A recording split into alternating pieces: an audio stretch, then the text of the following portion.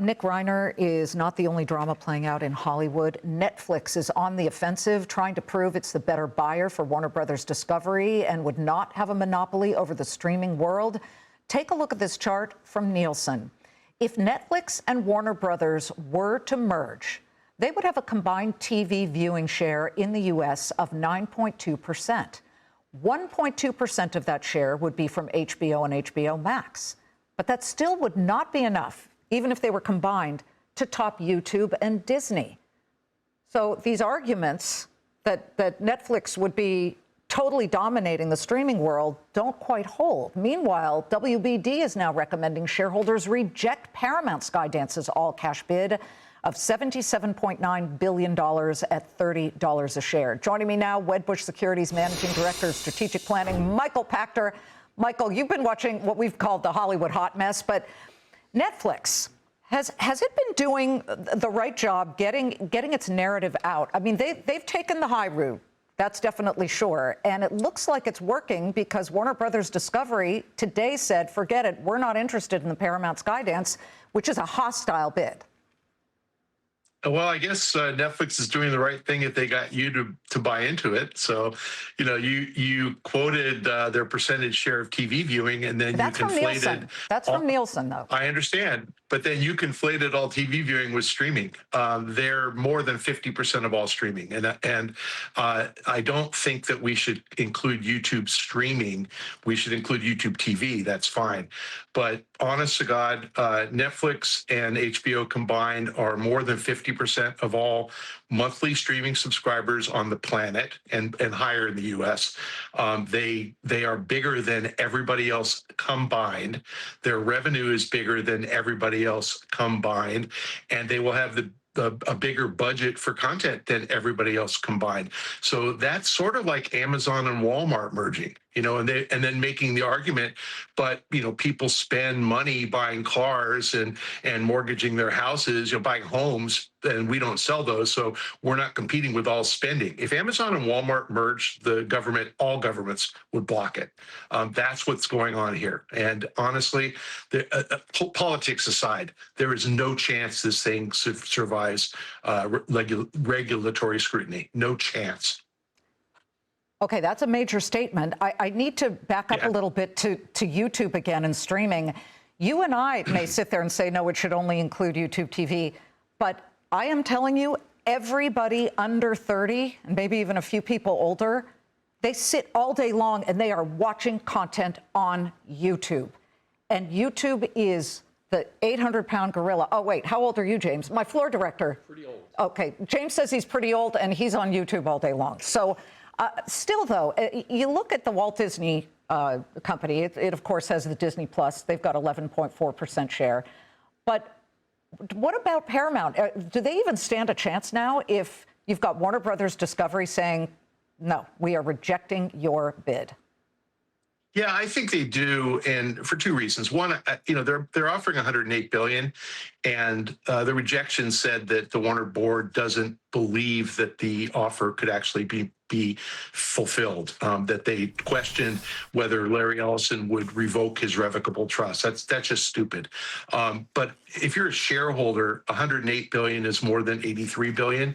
It's not exactly, you know, advanced mathematics. I mean, everybody seems to know that 108 is more than 83. So I actually think Paramount goes directly to shareholders. With that said, I think regulators completely destroyed Netflix. And as I said, we can't compare all streaming to all consumption of all entertainment. I mean, then let's start thinking about Broadway shows and movie theaters. I mean, that's just dumb. Music, you know, sports. You can't talk like that. The only part of entertainment consumption that is growing is streaming. That's the only part in the entire industry. And so here we have number one buying arguably number three or number four and becoming more than 50% of all subscribers, revenue, and profits. Think of the Hollywood perspective, and you wait till the unions get a hold of this. The screen actors are going to be crazy Michael, mad. I've talked to unions, I've talked to the screenwriters, I've talked to the DGA people. They hate both, okay? They hate change. They do not want to see another studio be swallowed by anyone. So let's just make that clear. I do have to ask you, though, because, you know, you're in essence saying that $108 billion is more than Netflix's $82.7 billion or whatever it is at the moment. But how can you say that without putting some granularity in there that Paramount Skydance's bid is a bunch of investors cobbled together that Warner Brothers Discovery said was a little misleading, and now you've got the president's son-in-law, Jared Kushner, backing out. He was one of them, so he's reversed. You have Larry Ellison, who is the big money guy, David Ellison, the CEO of Paramount Skydance's father, who was originally sort of thought as Daddy Warbucks, and you know he would be the one to float all of this. His stock is in major trouble right now, and granted, it's paper losses for him, but Oracle's been a mess, and so he may not have the stomach to be saying, "Okay, son, I'm going to do whatever it takes and throw some money in here." Yeah, and I think that's exactly the analysis. The next step is Larry Ellison says, I'm good for it, and I backstop it, and whatever it is, I will back it up. I do. I think that the Ellison family, I don't think of David Ellison as a Nepo baby. I mean, sure, he's got a very, very wealthy dad. He's a pretty accomplished guy. Oh, he's made great movies. Great movies. Yeah, he really has done a great job. And I think that family has a vision, not political, just about making better content and being better at it. I think Larry Ellison's all in. And remember, Larry Ellison's like 81. This is his legacy. So no, he's not walking away from this. Larry Ellison doesn't like to lose. He is not walking away from this. Netflix is not going to beat him. Netflix, I would imagine, feels misunderstood here. I mean, you're a real Netflix bear on this issue, aren't you? But they had 30 theatrical releases last year. So they would hold that up and say, we're not against theatrical releases. In fact, if I were, what do I know, Michael, but if I were deciding who might be better at making movies that are great for the big screen, it could very well be a Netflix, only because Netflix, when big movies are out on the big screen, they do very well. And then when they transition to Netflix, they also do very well. I'm betting you didn't see Knives Out in the theater this last week. Not yet. Yeah, no, it's great. It's on streaming already. It's great. But look, talent hates Netflix for that very reason. I'll use Chris Pratt as a great example. When he made the first Guardians of the Galaxy, he got paid $4 million. And when he made the first Jurassic World, he got paid $4 million. The second one was 20. On each. And the reason that his pay went up is they were giant box office successes. Mm-hmm. Netflix is not committed to having a full box office run. They never have. They're in there for 10 days, and then the movies get yanked.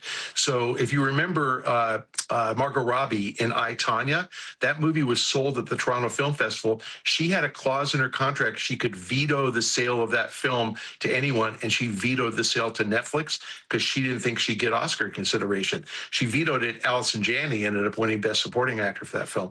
But the point is, talent hates them. And this is not because of pay. This is because of the theatrical window. That is not going to get fixed. The talent who likes them are guys like Adam Sandler, whose career was dead, and they resurrected it, which is awesome. But, you know, the Coen brothers.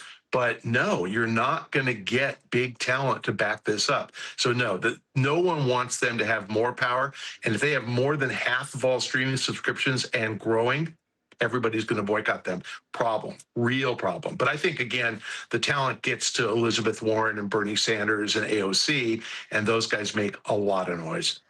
I think it's a little anachronistic to say that actors and directors cannot win Oscars when their movies are on Netflix. I mean, starting in 2019, I recall Roma won an Oscar. And since then, there have been a lot of Oscars. I remember Steven Spielberg was really upset back in the day, and he said, no Netflix movies should be up for Oscars. And now he puts content up on Netflix. The world is changing, isn't it, Michael?